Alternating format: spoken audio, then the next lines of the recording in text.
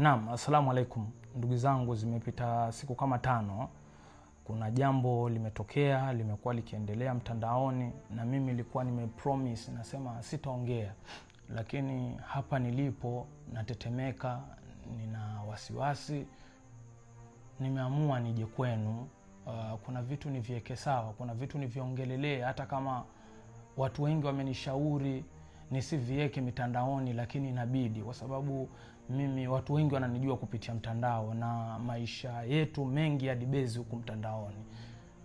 Kuna kitu nimekipata leo ama kimenifikia, kimenitia wasiwasi na hili jambo linaloendelea. Na voice hapa naomba tuisikilize kidogo alafu ndio tuendelee kueleza kwa nini inanitia wasiwasi.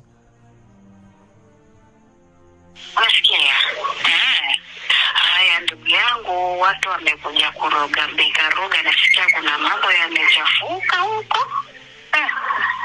Hata nikaroga jana nitoa talaka 2.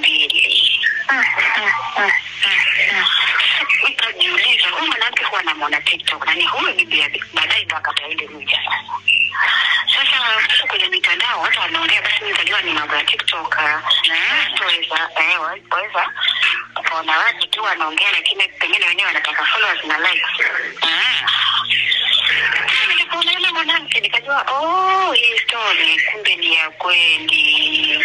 Hata amefika huku, wametoka Msambweni amekuja huku Mwangulu. Akatengenezewa, niliponaliziwa ndo na mimi nikiingia na mambo yangu. Ile kuongea sasa tukuongea live sasa. Nasema mimi nilikuwa na boda wangu huona ananipeleka mahali, kama nataka kwenda mahali ananipeleka napeleka mzigo wangu. Sasa naambiwa boda niko naye baba anashikana message. Sasa mimi hata wanangu sasa yani taka kuniona hata sasa hivi ananienda kwetu. Nafikiri mmesikia hiyo voice. Hiyo voice kwa wale ambao hawajaelewa, kwa leo Mwangulu kuna mganga anaitwa Rama, kuna watu 3 wameenda huko ambao ni mcheja wangu wa kike, ni Kibzi ambaye tuseme alikuwa mke wangu, na 3 ni huyo mama mwenyewe Kumbwe Dida Baddest. Wameenda huko ugangani, lakini tushukuru Mungu maana hizi salamu zimetufikia kupitia shabiki wetu, mtu ambaye ananijua.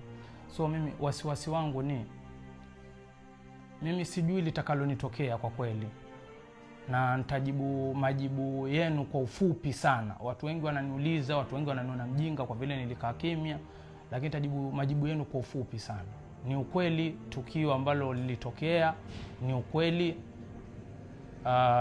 aliyekuwa mke wangu ana mahusiano, nilimpata yani ana mahusiano na bodaboda wetu ambaye anatusaidia hapa nyumbani, tunamtuma hapa na pale.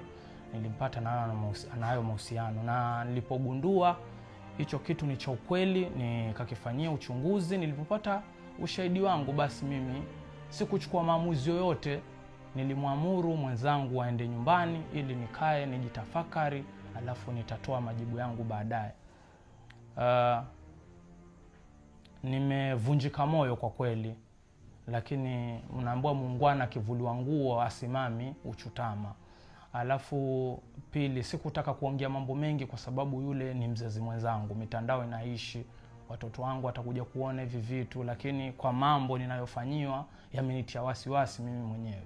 Nyinyi nyote ni mashahidi, mmeona nilivyopambana. Nimepambana kwa hali na mali kumweka stable mwenzangu, kujiweka stable mimi mwenyewe. Ninaonekana mweu, dunia nzima inanicheka, lakini ili mradi tu ni kuleta kitu kwenye familia. Lakini yametokea kutokea, siwezi laumu, yeye mwenyewe ndo anajua sababu kubwa ya hili jambo ni nini. Maana mimi nimejaribu kutafakari yale makosa yangu pengine niliyoyafanya sijayajua. Kitu kingine ambacho nataka kusema ni Dida, mimi nilidhani wewe ni rafiki sana, lakini umekuwa mstari wa mbele. Mbali na haya yote niliyofanyiwa, hizi juhudi zote ninazofanya, lakini wewe umekuwa mstari wa mbele kumshinikiza mke wangu kwa waganga. Wewe ndio umekuwa bingwa yani wa adanganye, kumpa kila mbinu za adanganye. Mulimtumia Aisha Mchina, mtoto wa watu, mmemharibia jina lake, lakini haitoshi, bado unamhangaisha kwa waganga. Dida, naomba ndugu yangu, usimame kunifanyia hivyo. Sina ubaya na wewe wala sina ubaya na huyo mtu, kwa sababu mimi mke wangu nilimpenda mimi mwenyewe tu bila nani. Na kama imefikia hapa, yeye mwenyewe alifanya maamuzi kumchagua mtu mwingine kuliko mimi. Sasa niacheni jamani niishi kwa amani. Niacheni niishi kwa amani jamani. Mpaka nakosa kuamini, siku ya Arafa mke wangu alishika msaafu mbele ya kila mtu, mbele ya dunia nzima, na kusema hili jambo ni uongo. Akakataa kata. Siku kubwa ya Arafa akasema, Mwenyezi Mungu, kama mimi nimefanya kweli nidhalilishe. Jamani, mpaka mimi kasema labda nasingiziwa mke wangu, lakini kumbe jambo ni la ukweli. Na wallahi ile siku aliyosema hivyo, ile siku aliyosema hivyo, kulivyokucha tu ndio ukweli sisi tulijua. Na haikufika jioni basi yeye mwenyewe alikubali na akatamka na kinywa chake kuwa hizo message ni zake, na kweli yeye wana mahusiano na bodaboda. Na hivi mnavyoona leo wameenda ugangani, na leo habari tumezipata. Ulisema udhalilishwe. Sitaki kusema sana, mimi sitaki kukuwekea maneno mdomoni, lakini mimi nakuomba tulia. Mimi naamini you are a strong woman na kila kitu kitakuwa poa. Jituze.